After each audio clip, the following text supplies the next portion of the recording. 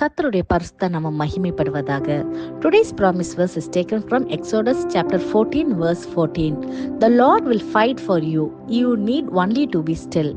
யாத்ராகமம் 14 அதிகாரம் 14 வசனம்.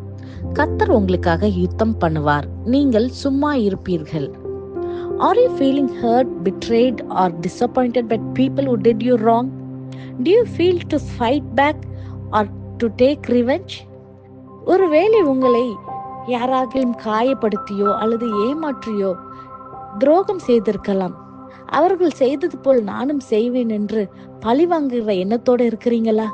இந்த காலை வேளையிலே தேவன் உங்களுக்கு கொடுக்கின்ற நம்பிக்கையின் வாக்குத்தத்த வசனம், கர்த்தர் உங்களுக்காக யுத்தம் பண்ணுவார், நீங்கள் சும்மா இருப்பீர்கள் என்று.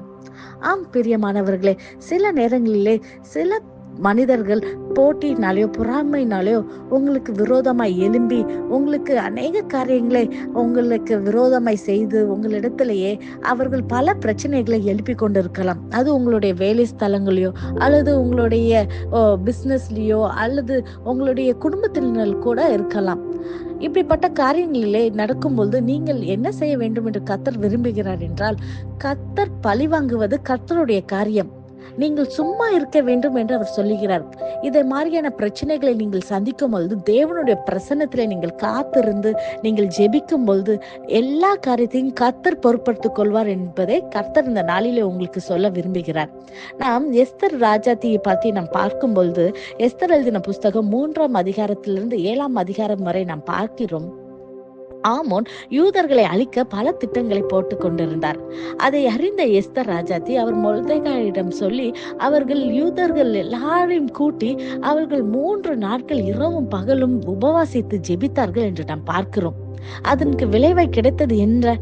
மொர்தெகாய்க்கு தூக்கு மரத்தை ஆயத்தப்படுத்தின ஆமோன் கடைசி ராஜாவின் முத்திரைப்படி ஆமோனை அந்த தூக்கு மரத்திலே தொங்க போட்டார்கள் என்று நாம் பார்க்கிறோம் அல்லவா?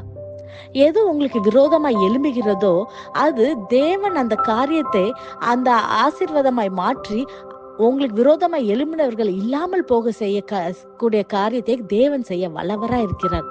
இதை விசுவாசிக்கிறீங்களா? நம் கண்களை மூடி ஜெபிப்போமா? நேசிக்கிற நல்ல தகப்பனே, இந்த கால வேலைக்காய் உமக்கு நன்றி செலுத்துகிறோம் கர்த்தாவே. அப்பா, நீர் கொடுத்த இந்த வாக்குத்தத்த வசனத்துக்காய் நன்றி செலுத்துகிறோம் கர்த்தாவே. அப்பா, நீர் எங்களுக்காக யுத்தங்களை செய்கிற தேவனா இருப்பதற்காய் நன்றி கர்த்தாவே.